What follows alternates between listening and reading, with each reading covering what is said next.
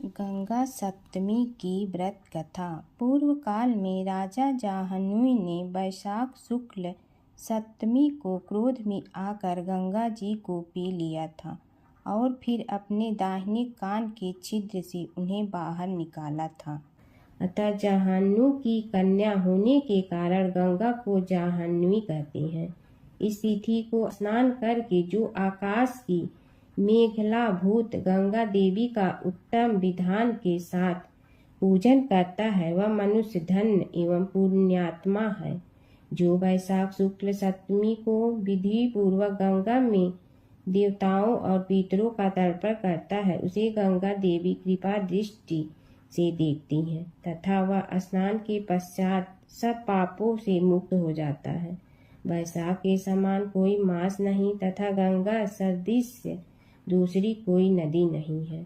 इन दोनों का संयोग दुर्लभ है। भगवान की भक्ति से ही ऐसा सुयोग प्राप्त होता है। गंगा जी का प्रादुर्भाव भगवान श्री विष्णु के श्री चरणों में हुआ है। वे ब्रह्मलोक से आकर भगवान शंकर की जटा जूट में निवास करती हैं। गंगा समस्त दुखों का नाश करने वाली है। वे अपने 3 स्रोतों से निरंतर प्रवाहित होकर तीनों लोकों को पवित्र करती रहती हैं।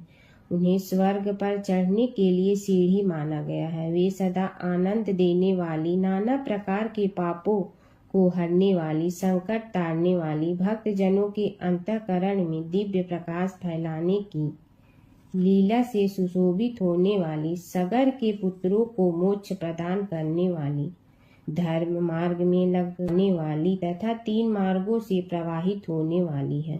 गंगा देवी तीनों लोकों का श्रृंगार है। वे अपने दर्शन, स्पर्श, स्नान, कीर्तन, ध्यान और सेवन से हजारों पवित्र तथा अपवित्र पुरुषों को पावन बनाती हैं। जो लोग दूर रहकर भी तीनों समय गंगा का उच्चारण करते हैं उनके 3 जन्मों का पाप गंगा जी नष्ट कर देती है। जो मनुष्य 1000 योजन दूर से भी गंगा का स्मरण करता है वह पापी होने पर भी उत्तम गति को प्राप्त होता है। हे राजन, वैशाख शुक्ल सप्तमी को गंगा जी का दर्शन विशेष दुर्लभ है। भगवान श्री विष्णु और ब्राह्मणों की कृपा से ही उस दिन उनकी प्राप्ति होती है। माधव वैशाख के समान महीना और माधव विष्णु के समान कोई देवता नहीं, क्योंकि पाप के समुद्र में डूबते हुए मनुष्य के लिए माधव ही जहाज का काम देते हैं।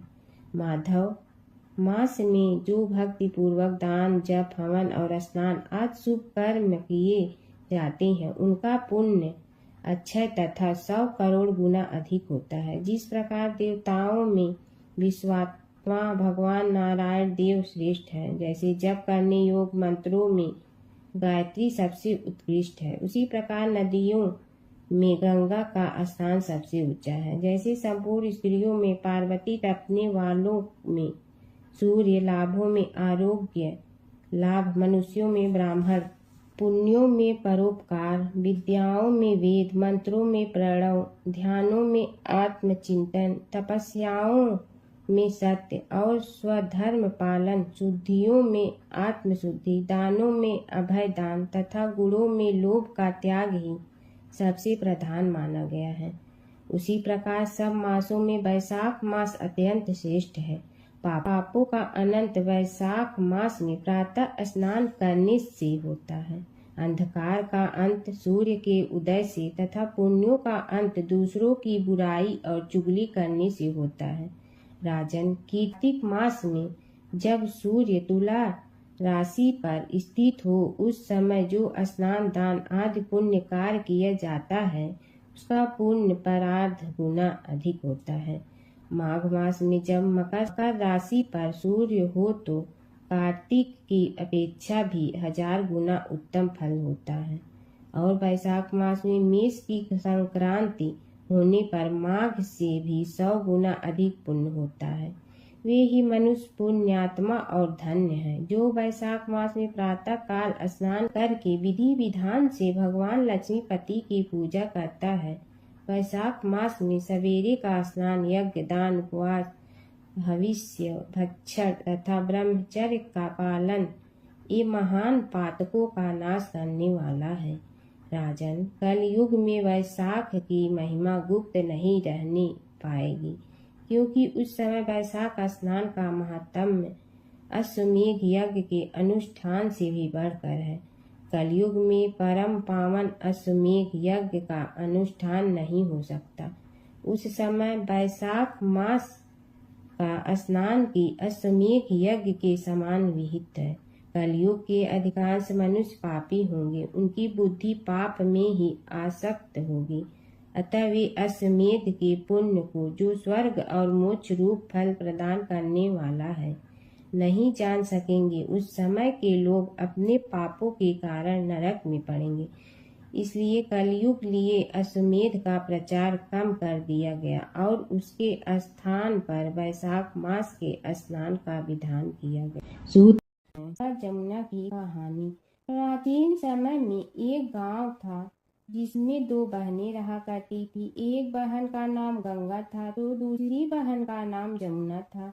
एक बार दोनों बहनें एक साहूकार के खेत से गुजर रही थी तो जमुना ने 13 दाने जौ के तोड़ लिए, जिसे देख गंगा बोली कि तुझे तो ग्रहण लग गया, तूने चोरी की है। इस पर जमुना बोली कि अब मेरा ग्रहण कैसे धुलेगा। गंगा ने कहा कि तुझे 12 साल तक साहूकार के यहाँ नौकरी करनी पड़ेगी, तभी तेरा पाप धुलेगा और ग्रहण से मुक्ति मिलेगी। जमुना साहूकार के यहाँ नौकरी के लिए जाती है और अपने लिए काम मांगती है। साहूकार उसे काम पर रख लेता है, लेकिन काम करने से पहले जमुना उसे कहती है कि मैं सारे काम करूंगी, लेकिन 4 काम नहीं करूंगी। जूठे बर्तन नहीं मांजूंगी, झाड़ू नहीं लगाऊंगी, बिस्तर नहीं बिछाऊंगी और दिया नहीं जलाऊंगी। 12 साल के बाद कुंभ का मेला लगा तो साहूकारनी भी कुंभ नहाने जाने लगी। जमुना ने उसे जाते देख कहा कि कुंभ के मेले में मेरी बहन गंगा मिलेगी तो उसे यह सोने का टक्का दे देना, इससे वह अपने हाथों में सुंदर चूड़ियां पहन लेगी। साहूकारनी ने कुंभ के मेले में गंगा को वह सोने का टका दे दिया। गंगा ने उनसे वह टका लेते हुए कहा कि मेरी बहन को कहना कि उसके 12 वर्ष पूरे हो गए हैं, अब वह वहां वापिस आ जा। साहूकार व साहूकारनी वापिस घर आए तब जमुना मटके में पानी भर रही थी। दोनों जमुना से बोले कि हमने सोने का वह टका तेरी बहन गंगा को दे दिया था और उसने कहा है कि तेरे 12 वर्ष पूरे हो गए हैं, इसलिए अब तुम वापिस जाओ। यह समाचार सुनते ही जमुना सहस्त्र धारा में बदल गई और बहने लगी। जमुना जी का यह रूप देखकर साहूकार और साहूकारनी परेशान हो गई थी। हमारे घर में जमुना माता ने काम किया, हमें तो अब ग्रहण लग गया है, हम यह ग्रहण कैसे उतारेंगे। जमुना भागकर गंगा माता के पास चली गई। गंगा ने जमुना से पूछा कि तुम साहूकारनी से कुछ कहकर आई हो या ऐसे ही बिना बताए आ गई। तब जमुना बोली कि मैं तो कुछ भी बताकर नहीं आई हूँ। गंगा ने कहा कि जा उन्हें धीरज दे आ, नहीं तो उन्हें जीवन भर असंतोष ही रहेगा। गंगा के कहने पर जमुना माता ने साहूकारनी को सपने में दर्शन दिए और कहा कि तुम दोनों उल्टे माथे क्यों पड़े हो, जाओ उठकर खाओ पियो। तब दोनों बोले कि हम कैसे उठें, हमें तो ग्रहण लगा है, क्योंकि हमने उल्टे सीधे और पता नहीं कितने नीच कार्य आपसे कराए हैं। तब जमुना जी बोली कि तुम्हें ग्रहण नहीं लगा है, ग्रहण तो मुझे लगा था कि मैंने तुम्हारे खेत से 13 दाने जौ के चुराए थे। मैं तो अपना ग्रहण उतारने तुम्हारे घर आई थी। मेरा ग्रहण तुम्हारे घर में 12 वर्ष तक रहने से उतर गया है और मेरी मुक्ति हो गई है। जमुना जी ने कहा कि तुम्हें कोई ग्रहण नहीं लगा है, उल्टे मेरे 12 वर्ष तक यहाँ रहने से तुम्हारी भी मुक्ति हो गई है। यह कहकर जमुना जी स्वप्न से चली गई। दोनों उठकर देखते हैं कि उनके घर में पहले से भी अधिक धन हो गया है। हे यमुना माता, जैसे आपने साहूकार व साहूकारनी की मुक्ति कराई, वैसे ही आप अपने सभी भक्तों की करना। एक बार एक नगर में एक मालिन रहती थी। उसके पति चल बसे थे। उसका एक 4 साल का पुत्र था। उसकी सास कठोर हृदय की स्त्री थी। वह बहू को बहुत तकलीफ देती थी। एक दिन सास ने बहू और पोते को घर से निकाल दिया। वे दोनों रोते हुए चलते चलते एक जंगल में जा पहुंचे। वहां एक बड़े पेड़ के नीचे बैठ गए। वहां से थोड़ी दूर पर एक गणेश जी का मंदिर था। वहां बहुत लोग गणेश जी के दर्शन करने आते थे। दर्शन करके गणेश जी को प्रसाद चढ़ाते थे। फिर वह प्रसाद सबको बांट देते थे। इस प्रसाद से माँ बेटे का गुजारा होने लगा। दोनों गणेश जी की पूजा पाठ में लग गए। एक दिन उन्होंने सोचा क्यों न हम भी जंगल से फूल ला कर बेचें। वे रोज जंगल से फूल लाकर उसकी माला बनाकर बेचने लगे। साथ में पूजा की सामग्री और प्रसाद भी बेचने लगे। इससे उनको आमदनी होने लगी। गणेश जी की कृपा से आमदनी बढ़ने लगी। जल्दी ही उन्होंने एक मकान और एक दुकान बना लिया। एक राजा की लड़की मंदिर में रोज पूजा करने आती थी। मालिन के बेटे को देखकर राजकुमारी उस पर मोहित हो गई और उसे विवाह करने की सोचने लगी। उसने अपनी भाभी से अपने मन की बात कही। भाभी अनुभवी थी। उसने कहा, ये तो मालिन का बेटा है और तुम एक राजा की बेटी हो। यदि तुमने उससे विवाह किया तो तुम्हारी बहुत बेइज्जती होगी। पर राजकुमारी अपनी बात पर अड़ी रही। उसने कहा, मैंने तो प्रतिज्ञा कर ली है कि उसी से विवाह करूंगी। भाभी ने घर जाकर सारी बात राजा को बता दी। राजा ने मना नहीं किया और विवाह के लिए तैयार हो गए। उन्होंने बड़े धूमधाम से बेटी का विवाह मालिन के बेटे के साथ कर दिया। मालिन ने सबसे पहले बेटे बहू को गणेश जी के मंदिर में ले जाकर पूजा पाठ करवाया और गणेश जी का आशीर्वाद दिलवाया। इसके बाद पूरे नगर में यह बात फैल गई कि गणेश जी की पूजा करने से सब दुख कष्ट दूर हो जाते हैं। इस बात पर सुनते ही नगर के सभी लोग मंदिर आने लगे। मालिन और उसके बेटे की बिक्री और बढ़ गई। उधर उसकी सास के बुरे दिन आ गए। अन्नदाता उससे रूठ गए और वह भूखों मरने लगी। एक दिन वह रोती धोती उसी गणेश जी के मंदिर में आ पहुंची। वहां वह मालिन के बेटे से बोली, मैं भूखी हूँ, मुझे रोटी कपड़ा दे दो, इसके बदले में तुम्हारा सारा काम कर दूंगी। लड़के को दया आ गई और उसे काम पर रख लिया। उसने अपनी दादी को नहीं पहचाना। जब मालिन घर आई तो उसने सास को पहचान लिया। वह सास से बोली, सासू जी आप यहाँ कैसे? सास ने पोते की तरफ इशारा करके कहा, मेरी इस सेठ के यहाँ नौकरी लग गई है। बहू बोली, यह आपका पोता है और यह घर भी आपका ही है, यह दुकान भी आपकी ही है। जब आपने हमें घर से निकाला तब गणेश जी ने हमारी रक्षा की। बहू की बात सुनकर सास बोली, मेरी करनी मैं भोगूंगी। बहू बोली, सासू जी अब आप हमारे यहाँ रहो और पोते का सुख देखो। हे गणेश जी महाराज, जैसा सुख आपने मालिन को दिया वैसा ही सुख सबको देना। भगवान शिव की कथा।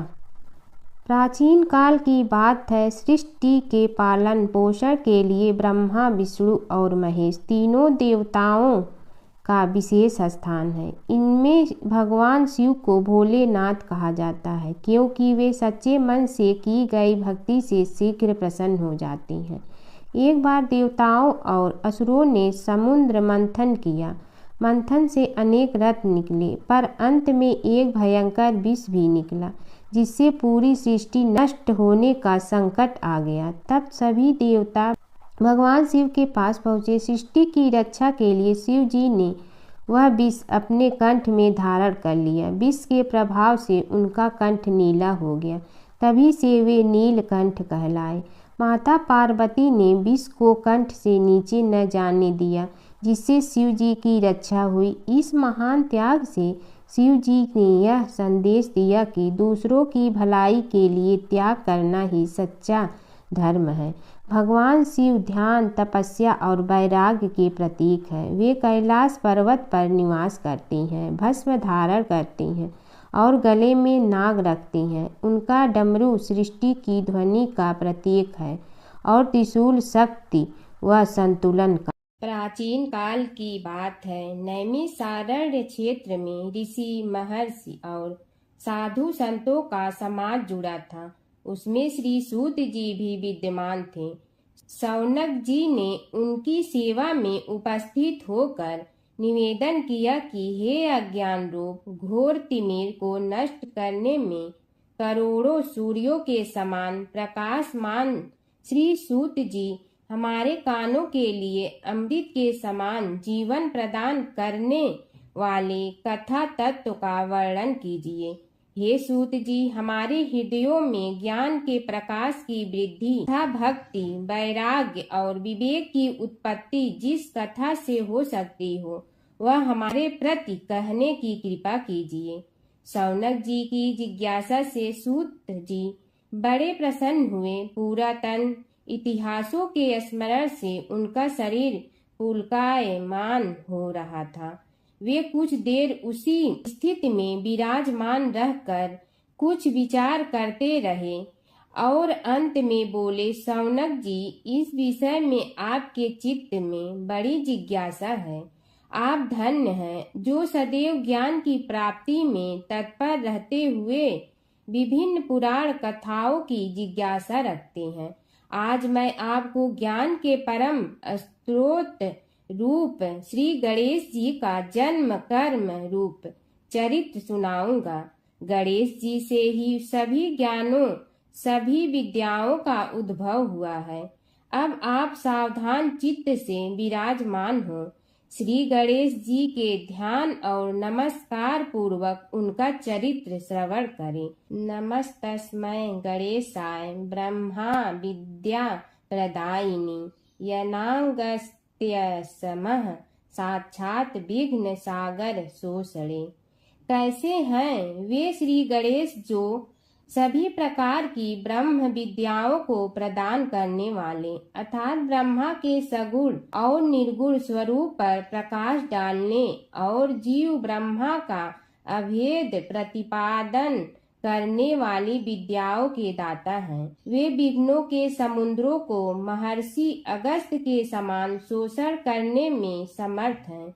इसलिए उनका नाम विघ्न सागर शोषक के नाम से प्रसिद्ध है। मैं उन भगवान श्री गणेश जी को नमस्कार करता हूँ। प्रथम पूजा के अधिकारी श्री गणेश जी, यह कहकर सूत जी कुछ समय के लिए मौन हो गए और फिर बोले, शौनक जी, भगवान गणेश जी ही सर्वप्रथम पूजा प्राप्ति के अधिकारी हैं। किसी भी देवता की पूजा करो, पहले उनकी पूजा करो। शौनक जी ने निवेदन किया, हे भगवान, हे सूत, सर्वप्रथम यह बताने की कृपा कीजिए कि गणेश जी को प्रथम पूजा का अधिकार किस प्रकार प्राप्त हुआ। इस विषय में मेरी बुद्धि मोह को प्राप्त हो रही है कि सृष्टि रचयिता ब्रह्मा जी, पालन करता भगवान नारायण और संहार करता शिव जी में से किसी को प्रथम पूजा का अधिकारी क्यों नहीं माना गया। यह त्रिदेव ही तो सबसे बड़ा देवता माने जाते हैं। सूत जी ने कहा, शौनक जी, यह भी एक रहस्य ही है। देखो, अधिकार मांगने से नहीं मिलता, इसके लिए योग्यता होनी चाहिए। संसार में अनेकों देवी देवताएं पूजे जाते हैं। पहले जो जिसका इष्ट देव होता है वह उसी की पूजा किया करता है। इससे बड़े देवताओं के महत्व में कमी आने की आशंका उत्पन्न हो गई। इस कारण देवताओं में परस्पर विवाद होने लगा। वे उसका निर्णय प्राप्त करने के लिए शिव जी के पास पहुँचे और प्रणाम करके पूछने लगे, प्रभु, हम सब में प्रथम पूजा का अधिकारी कौन है। शिव जी सोचने लगे कि किसे प्रथम पूजा का अधिकारी माने। तभी उन्हें एक युक्ति सूझी। बोले, देवगण, इसका निपटारा बातों से नहीं तथ्यों से होगा। इसके लिए एक प्रतियोगिता रखनी होगी, शिव की परिक्रमा करने की प्रतियोगिता। देवगण उनका मुख देखने लगे, शंकित हृदय से सोचने लगे कि कैसी प्रतियोगिता रहेगी। यह शिव जी ने उनके मन के भाव टाल लिए, इसलिए सांत्वना भरे शब्दों में बोले, घबराओ मत, कोई कठिन परीक्षा नहीं ली जाएगी। बस इतना ही कि सभी अपने अपने वाहनों पर चढ़कर संसार की परिक्रमा करो और फिर यहाँ लौट आओ। जो पहले लौटेगा वही सर्वप्रथम पूजा का अधिकारी होगा। अब क्या देर थी, सभी अपने अपने वाहन पर चढ़कर दौड़ पड़े। किसी का वाहन गजराज था तो किसी का सिंह, किसी का भैंसा तो किसी का मृग, किसी का हंस तो किसी का उल्लू, किसी का अश्व तो किसी का श्वान। अभिप्राय यह है कि वाहनों को विविधता के दर्शन उस समय जितने भले प्रकार से हो सकते थे उतने अन्य समय में नहीं। सबसे गया बीता वाहन गणेश जी का था मूषक, उससे चूहा भी कहते हैं। ऐसे वाहन के बल भरोसे इस प्रतियोगिता में सफल होना तो क्या, सम्मिलित होना भी हास्यास्पद है। गणेश जी ने सोचा, छोड़ो, क्या होगा प्रतियोगिता में भाग लेने से, हम तो यहाँ बैठे रहकर ही तमाशा देखेंगे। वे बहुत देर तक विचार करते रहे। अंत में उन्हें एक युक्ति सूझी। शिव जी स्वयं ही जगदाता हैं, यह संसार उन्हीं का प्रतिबिंब है, तब क्यों न इन्हीं की परिक्रमा कर ली जाए।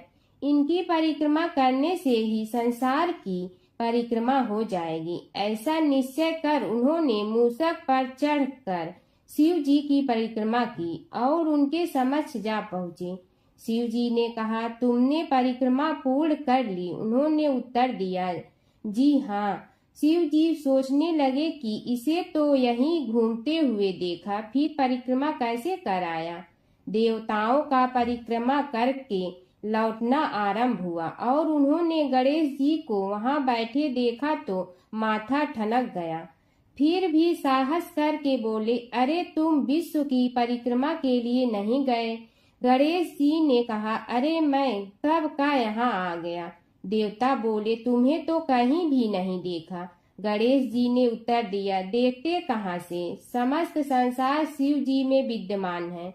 इनकी परिक्रमा करने से ही संसार की परिक्रमा पूर्ण हो गई। सूत जी बोले, शौनक, इस प्रकार गणेश जी ने अपनी बुद्धि के बल पर ही विजय प्राप्त कर ली। उनका कथन सत्य था, इसलिए कोई विरोध करता भी तो कैसे। बस उसी दिन से गणेश जी की प्रथम पूजा होने लगी। सूत जी बोले, हे शौनक जी, यह एक तथ्य है कि गणेश जी ही उसके पात्र हैं।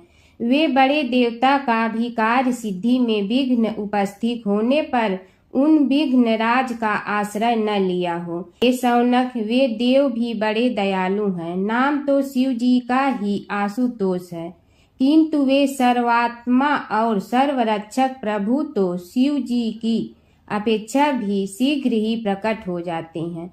उनका भक्त कभी किसी संकट में नहीं पड़ता। यदि प्रारब्ध वशात कभी किसी विपत्ति में पड़ भी जाता है तो गणेश्वर की उपासना करने पर उनके अनुग्रह से उनके समस्त दुख दूर होकर परम सुख की प्राप्ति होती है। शौनक ने कहा, हे सूत जी, हे महाभाग, हे प्रभु, मैं गणेश जी के विभिन्न चरित्रों का अध्ययन करना चाहता हूँ, तो मुझे बताइए कि किस ग्रंथ का अवलोकन करूँ। हे दयामय, आपको तो उनके समस्त चरित्र विदित है कि यदि आप ही उन्हें सुनाने की कृपा करें तो मेरा अत्यधिक उपकार होगा। सूत जी बोले, हे शौनक भगवान, गणेश्वर के इतने चरित्र हैं कि उन सब का कथन इस जीवा से संभव नहीं, क्योंकि प्रभु अनंत, प्रभु चरित्र अनंता वाली बात समस्त विद्वान ऋषि मुनि कहते हैं। फिर भी गणेश जी प्रथम पूजा के अधिकारी होने के कारण समस्त देव चरित्रों में जुड़े हुए हैं, इसलिए उनका प्रभाव भी सर्वाधिक व्यापक है। हे मुने, हे शौनक, वे भगवान सर्व समर्थ हैं। वे सभी का तिरस्कार करने में समर्थ हैं, किंतु उनका तिरस्कार कोई भी नहीं कर सकता। यह त्रिलोक्य उन्हीं भगवान के संकेत पर नित्य करता है। इसकी समस्त क्रियाएं उन्हीं की इच्छा पर आश्रित हैं। हे शौनक, भगवान गणेश्वर स्वयं कहते हैं, शिवे विष्णु च शक्तौ च सूर्ये मयि निराधिप यो भेद बुद्धि योगः स सम्य योगुः मतो मम। हे नरेश्वर, हे वरेण्य, शिव, विष्णु, शक्ति, सूर्य और मुझ गणेश में जो अभेद बुद्धि योग है, मेरे मत में वही सम्यक योग है। इससे यह भी सिद्ध है कि समस्त देवता उन्हीं के स्वरूप हैं। वे ही भगवान विभिन्न कार्य रूपों के अनुसार अपना भिन्न भिन्न नाम रखते हैं। हे मुनि श्रेष्ठ, उन सब देवताओं के चरित्र भी उन्हीं गणराज के चरित्र हैं। यद्यपि सब चरित्र एक ही ग्रंथ में मिलने में संभव नहीं है, फिर भी गणेश्वर के अनेकों प्रमुख चरित्रों का वर्णन गणेश पुराण में हुआ है। राजा सोमकांत का वृत्तांत कथन। शौनक जी ने पूछा, हे प्रभु, गणेश पुराण का आरंभ किस प्रकार हुआ, यह मुझे बताने की कृपा करें। इस पर सूत जी ने कहने लगे, हे शौनक, यद्यपि गणेश पुराण है तो बहुत प्राचीन, क्योंकि भगवान गणेश्वर तो आदि हैं। न जाने कब से गणेश जी अपने उपासकों पर कृपा करते चले आ रहे हैं। उनके अनंत चरित्र हैं, जिनका संग्रह एक महापुराण का रूप ले सकता है। उसे एक बार भगवान नारायण ने नारद जी को और भगवान ने शंकर और जगन जननी पार्वती जी को सुनाया था। बाद में वही पुराण संक्षेप रूप में ब्रह्मा जी ने महर्षि वेद व्यास को सुनाया और फिर व्यास जी ने महर्षि भृगु को सुनाया। भृगु ने कृपा करके सौराष्ट्र के एक राजा सोमकांत को सुनाया था। तब से वह पुराण अनेक कथाओं में विस्तृत होता रहा और अनेक कथाओं से रहित होता हुआ अनेक रूप में प्रचलित है। शौनक जी ने पूछा, भगवान, आप यह बताने का कष्ट करें कि राजा सोमकांत कौन था। उसने महर्षि से गणेश पुराण का श्रवण कहाँ किया था, उस पुराण के श्रवण से उसे क्या क्या उपलब्धियां हुई। हे नाथ, मुझे श्री गणेश्वर की कथा के प्रति उत्कंठा बढ़ती ही जा रही है। सूत जी बोले, हे शौनक, सौराष्ट्र के देवनगर नाम की एक प्रसिद्ध राजधानी थी। वहाँ का राजा सोमकांत था। वह अपनी प्रजा का पुत्र के समान पालन करता था। वह वेद ज्ञान संपन्न, शस्त्र विद्या में पारंगत एवं प्रबल प्रतापी राजा, समस्त राजाओं में मान्य तथा अत्यंत वैभवशाली था। उसका ऐश्वर्य कुबेर के भी ऐश्वर्य को लज्जित करता था। उसने अपने पराक्रम से अनेकों देश जीत लिए थे। उसकी पत्नी अत्यंत रूपवती, गुणवती, धर्माज्ञा एवं पतिव्रत धर्म का पालन करने वाली थी। वह सदैव अपने प्राणनाथ की सेवा में लगी रहती थी। उसका नाम सुधर्मा था। जैसे वह पतिव्रता थी, वैसे ही राजा भी एक पत्नी व्रता का पालन करने लगा।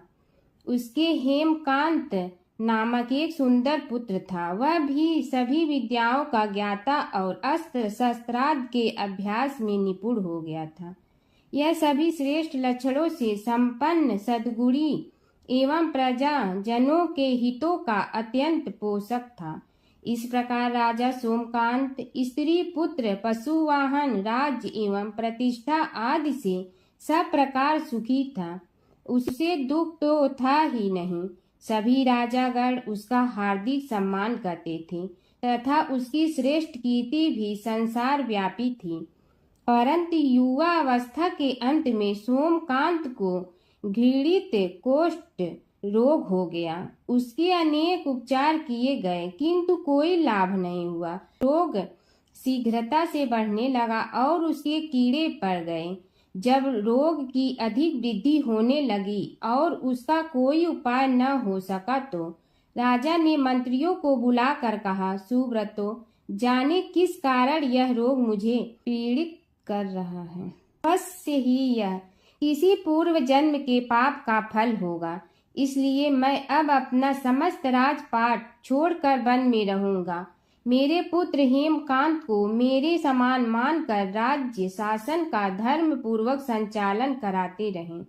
यह कहकर राजा ने शुभ दिन दिखवाकर अपने पुत्र हेमकांत को राज्य पद पर अभिषेक किया और अपनी पत्नी सुधर्मा के साथ निर्जन वन की ओर चल दिया। प्रजापालक राजा के वियोग में समस्त प्रजा जन अश्रु बहाते हुए उनके साथ चले गए। राज्य की सीमा पर पहुंचकर राजा ने अपने पुत्र अमात्यगण और प्रजा जनों को समझाया, आप सब लोग धर्म के जानने वाले श्रेष्ठ आचरण में तत्पर एवं सहृदय हैं। यह संसार तो वैसे भी परिवर्तनशील है, जो आज है वह कल नहीं था और आने वाले कल में भी नहीं रहेगा। इसलिए मेरे जाने से दुख का कोई कारण नहीं है। मेरे स्थान पर मेरा पुत्र सभी कार्यों को करेगा, इसलिए आप सब उसके अनुशासन में रहते हुए उसे सदैव सम्मान करते रहें। फिर पुत्र से कहा, बेटा, यह स्थिति सभी के समझ आती रही है। हमारे पूर्व पुरुष भी परंपरागत रूप से वृद्धावस्था आने पर वन में जाते रहे हैं। मैं कुछ समय पहले ही वन में जा रहा हूँ, तो कुछ पहले या पीछे जाने में कोई अंतर नहीं पड़ता। यदि कुछ वर्ष बाद जाऊं तब भी मोह का त्याग करना ही होगा। इसलिए हे वत्स, तुम दुखित मत हो और मेरी आज्ञा मानकर राज्य शासन को ठीक प्रकार चलाओ। ध्यान रखना, क्षत्रिय धर्म का कभी त्याग न करना और प्रजा को सदा सुखी रखना। इस प्रकार राजा सोमकांत ने सभी को समझा बुझाकर वहां से वापस लौट आया और स्वयं अपनी पतिव्रता भार्या के साथ वन में प्रवेश किया। पुत्र हेमकांत के आग्रह से उसने सुबल और ज्ञान गम्य नामक 2 आत्माओं को भी साथ ले लिया। उन सब ने एक समतल एवं सुंदर स्थान देखकर वहां विश्राम किया। तभी उन्हें एक मुनि कुमार दिखाई दिया। राजा ने उससे पूछा, तुम कौन हो, कहाँ रहते हो? यदि उचित समझो तो मुझे बताओ। मुनि बालक ने कोमल बाड़ी में कहा, मैं महर्षि भृगु का पुत्र हूँ। मेरा नाम च्यवन है। हमारा आश्रम निकट में ही है। अब आप भी अपना परिचय दीजिए। राजा ने कहा, मुनि कुमार, आपका परिचय पाकर मुझे बड़ी प्रसन्नता हुई। मैं सौराष्ट्र के देवनगर नामक राज्य का अधिपति रहा हूँ।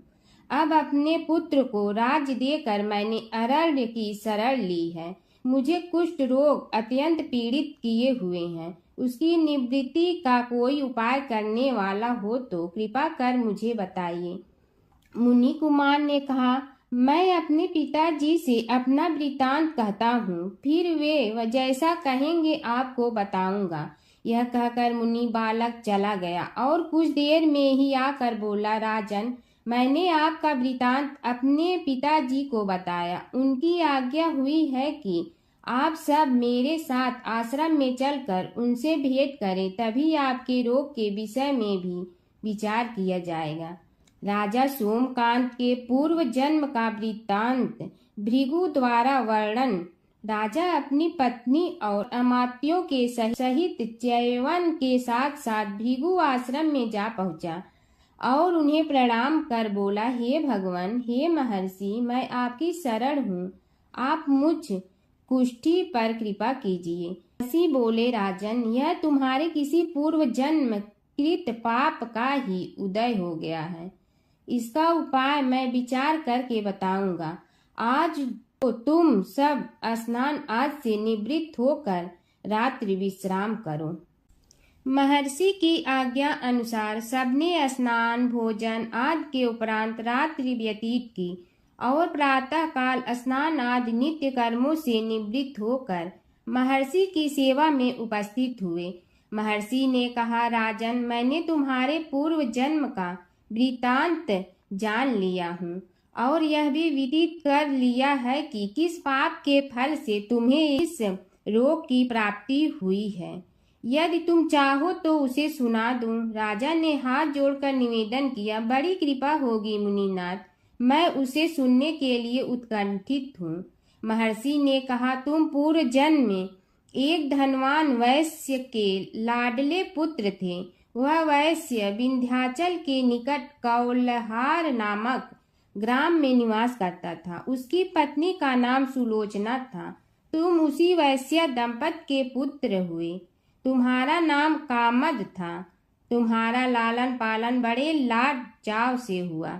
उन्होंने तुम्हारा विवाह एक अत्यंत सुंदरी वैश्य कन्या से कर दिया था, जिसका नाम कुटुम्बिनी था। यद्यप तुम्हारी भार्या सुशीला थी और तुम्हें सदैव धर्म में निरत देखना चाहती थी, किंतु तुम्हारा स्वभाव वासनांध होने के कारण दिन प्रतिदिन उज्जवल होता जा रहा था।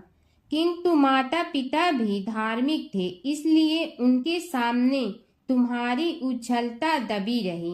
परंतु माता पिता की मृत्यु के बाद तुम निरंकुश हो गए और अपनी पत्नी की बात भी नहीं मानते थे। तुम्हें अनाचार में प्रवृत्त देखकर उसे दुख होता था, तो भी उसका कुछ बस न चलता था। तुम्हारी उन्मत्तता चरम सीमा पर थी। अपनों से भी द्वेष और क्रूरता का व्यवहार किया करते थे। हत्या आदि कराते थे। तुम्हारे लिए सामान्य बात हो गई। पीड़ित व्यक्तियों ने तुम्हारे विरुद्ध राजा से पुकार की। अभियोग चला और तुम्हें राज्य की सीमा से भी बाहर चले जाने का आदेश हुआ। तब तुम घर छोड़कर किसी निर्जन वन में रहने लगे। उस समय तुम्हारा कार्य लोगों को लूटना और हत्या करना ही रह गया। एक दिन मध्याह्न काल था। गुणवर्धक नामक एक विद्वान ब्राह्मण उधर से निकला। बेचारा अपनी पत्नी को लिवाने के लिए ससुराल जा रहा था। तुमने उस ब्राह्मण युवक को पकड़कर लूट लिया। प्रतिरोध करने पर उसे मारने लगे तो वह चित्कार करने लगा, मुझे मत मार, मत मार, देख मेरा दूसरा विवाह हुआ है। मैं पत्नी को लेने के लिए जा रहा हूँ। किंतु तुम तो क्रोधवश में ऐसे लीन हो रहे थे कि तुमने उसकी बात सुनकर भी नहीं सुनी। जब उसे मारने लगे तो उसने श्राप दे दिया, अरे हत्यारे, मेरी हत्या के पाप से तो सहस्त्र कल्प तक घोर नरक भोगोगे।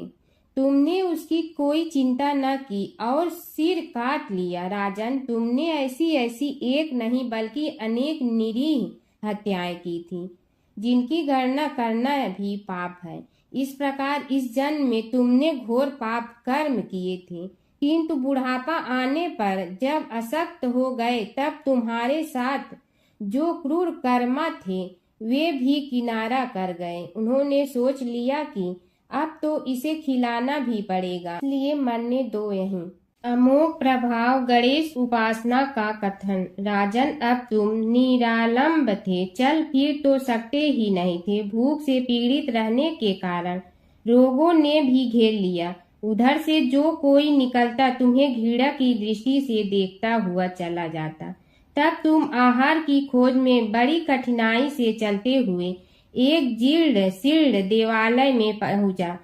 उसमें भगवान गणेश्वर की प्रतिमा विद्यमान थी। तब न जाने किस पुण्य के उदय होने से तुम्हारे मन में गणेश जी के प्रति भक्ति भाव जागृत हुआ। तुम निराहार रहकर उनकी उपासना करने लगे। उससे तुम्हें सब कुछ मिला और रोग भी कम हुआ। राजन, तुमने अपने साथियों की दृष्टि बचाकर बहुत सा धन एक स्थान पर गाड़ दिया था। अब तुमने उस धन को उसे देवालय के जीर्णोद्धार में लगाने का निश्चय किया। शिल्पी बुलाकर उस मंदिर को सुंदर और भव्य बनवा दिया। इस कारण कुख्याति सुख्याति में बदलने लगी। फिर यथा समय तुम्हारी मृत्यु हुई। यमदूतों ने पकड़कर तुम्हें यमराज के समक्ष उपस्थित किया।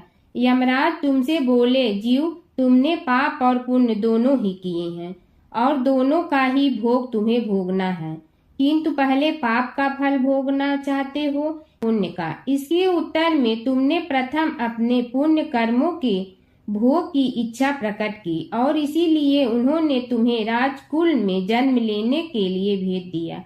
पूर्व जन्म में तुमने भगवान गणाध्यक्ष का सुंदर एवं भव्य मंदिर बनवाया था, इसलिए तुम्हें सुंदर देह की प्राप्ति हुई।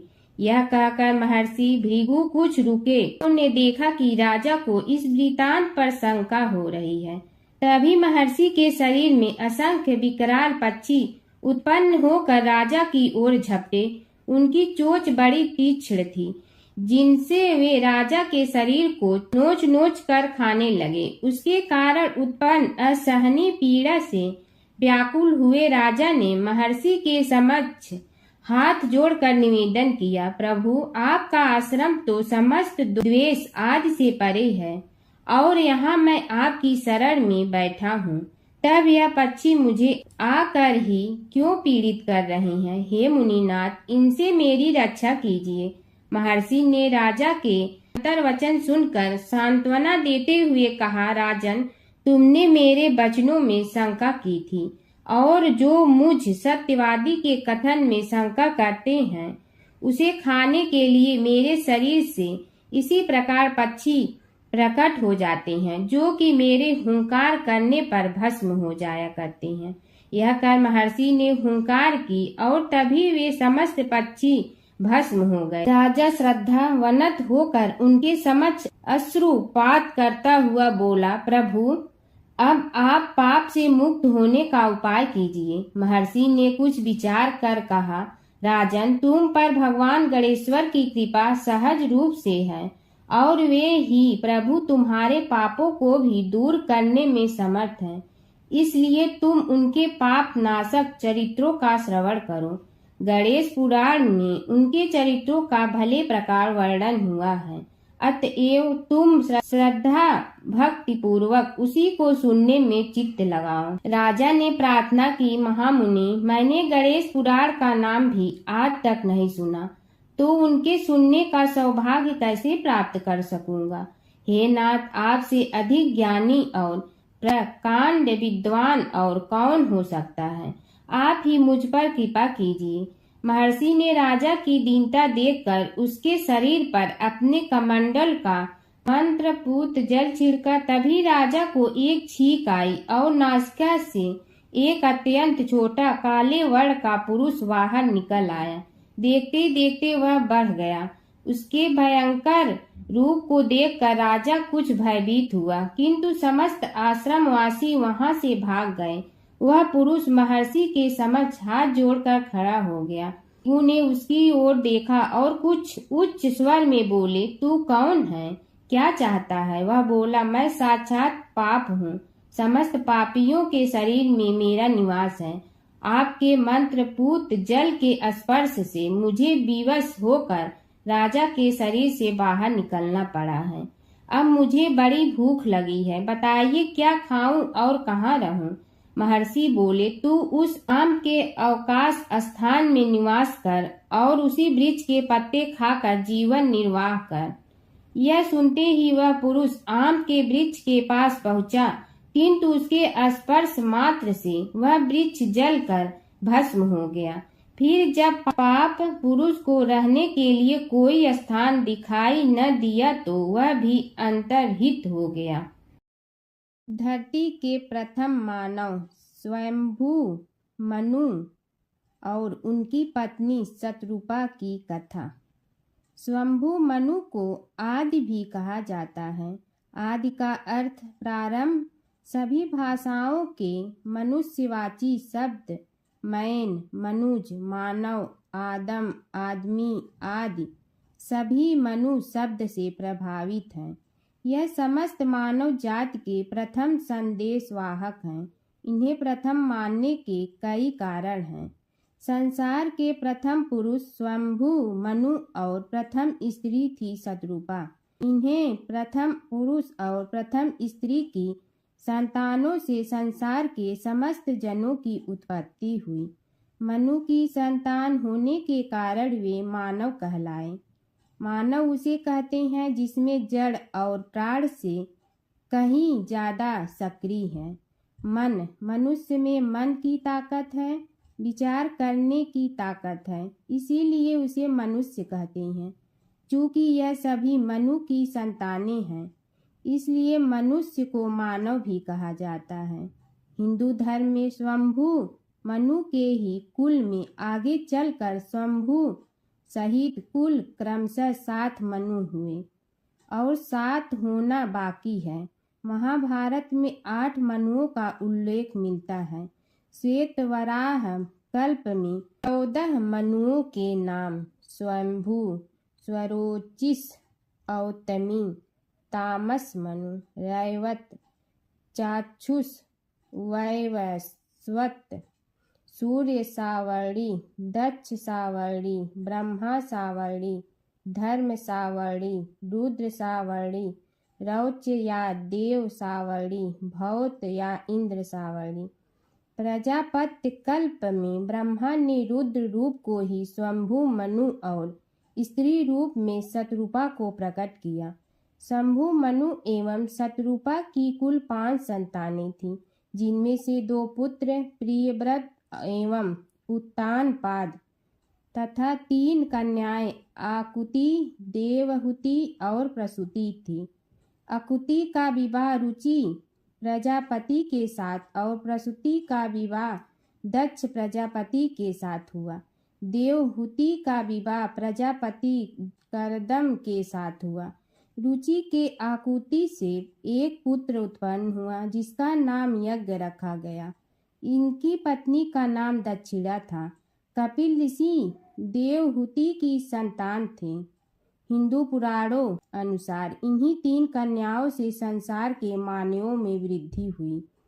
दक्ष ने प्रसूति से 24 कन्याओं को जन्म दिया। इसके नाम श्रद्धा, लक्ष्मी, पुष्टि, धुति, तुष्टि, मेधा, क्रिया, बुद्धि, लज्जा, वपु, शांति, रिद्धि और कीर्ति है। 13 का विवाह धर्म से किया और फिर भृगु से ख्याति का, शिव से सती का, मरीचि से संभूति का, अंगिरा से स्मृति का, पुलस्त्य से प्रीति का, पुलह से क्षमा का, कृति से सन्नति का, अति से अनसुईया का, वशिष्ठ से ऊर्जा का, वह से स्वाह का तथा पितरों से स्वधा का विवाह किया। आगे आने वाली सृष्टि इन्हीं से विकसित हुई। 2 पुत्र प्रियव्रत और उत्तानपाद। उत्तानपाद की सुनीति और सुरुचि नामक 2 पत्नी थीं। राजा उत्तानपाद के सुनीति से ध्रुव तथा सुरुचि से उत्तम नामक पुत्र उत्पन्न हुए। ध्रुव ने बहुत प्रसिद्धि हासिल की थी। स्वयंभू मनु के दूसरे पुत्र प्रियव्रत ने विश्वकर्मा की पुत्री बहिष्मति से विवाह किया था, जिनसे आग, निद्र, यज्ञबाहु, मेधातिथि आदि 10 पुत्र उत्पन्न हुए। प्रियव्रत की दूसरी पत्नी से उत्तम, तामस और रैवत ये 3 पुत्र उत्पन्न हुए, जो अपने नाम वाले मनवंतरों के अधिपति हुए। महाराज प्रियव्रत के 10 पुत्रों में से कवि, महावीर तथा सवन ये 3 नैष्ठिक ब्रह्मचारी थे और उन्होंने संन्यास धर्म ग्रहण किया था। महाराज मनु ने बहुत दिनों तक इस सप्तद्वीपवती पृथ्वी पर राज्य किया। उनके राज में प्रजा बहुत सुखी थी। इन्हीं ने मनु स्मृति की रचना की थी, जो मूल रूप में नहीं मिलती। उसके अर्थ का अनर्थ ही होता रहा है। उस काल में वर्ण का अर्थ रंग होता था और आज जाति। प्रजा का पालन करते हुए जब महाराज मनु को मोक्ष की अभिलाषा हुई तो वे संपूर्ण राजपाट अपने बड़े पुत्र उत्तानपाद को सौंपकर एकांत में अपनी पत्नी शतरूपा के साथ नैमिषारण्य तीर्थ चले गए। लेकिन उत्तानपाद की अपेक्षा उनके दूसरे पुत्र राजा प्रियव्रत की प्रसिद्धि ही अधिक रही। मनु ने सुनंदा नदी के किनारे 100 वर्ष तक तपस्या की। दोनों पति पत्नी ने नैमिषारण्य नामक पवित्र तीर्थ में गोमती के किनारे भी बहुत समय तक तपस्या की। उस स्थान पर दोनों की समाधियां बनी हुई हैं। स्वयंभू मनु के काल के ऋषि मरीचि, अत्रि, अंगिरस, पुलह, कृतु, पुलस्त्य और वशिष्ठ हुए। राजा मनु सहित उक्त ऋषियों ने ही मानव को सभ्य, सुविधा संपन्न, भ्रम साध्य और सुसंस्कृत बनाने का कार्य किया। राजा प्रियव्रत के ज्येष्ठ पुत्र अग्निध्र जम्बूद्वीप के अधिपति हुए। अग्निध्र के 9 पुत्र जम्बू द्वीप के 9 खंडों के स्वामी माने गए हैं, जिनके नाम उन्हीं के नामों के अनुसार हिला वृत्त वर्ष, भद्रास वर्ष, केतुमाल वर्ष, कुरु वर्ष, हिरण्मय वर्ष, रम्यक वर्ष, हरि वर्ष, किंग पुरुष वर्ष और हिमालय से लेकर समुद्र के भूभाग को नाभि खंड कहते हैं। नाभि और कुरु ये दोनों वर्ष धनुष की आकृति वाले बताए गए हैं। नाभि के पुत्र ऋषभ हुए और ऋषभ से भरत का जन्म हुआ। भरत के नाम पर ही बाद में इस नाभि खंड को भारतवर्ष कहा जाने लगा। आप सोच रहे होंगे कि जब स्वयंभू मनु ही धरती के पहले मानव थे, जो अन्य ऋषि प्रजापति आदि कहाँ से आए। दरअसल प्राचीन काल में इस पृथ्वी के कई विभाजन थे, पाताल, धरती, स्वर्ग आदि। स्वर्ग से ही ब्रह्मा ने शंभु मनु को धरती पर उतारा था। उनके इस अवतरण की कथाएं भिन्न भिन्न मिलती हैं।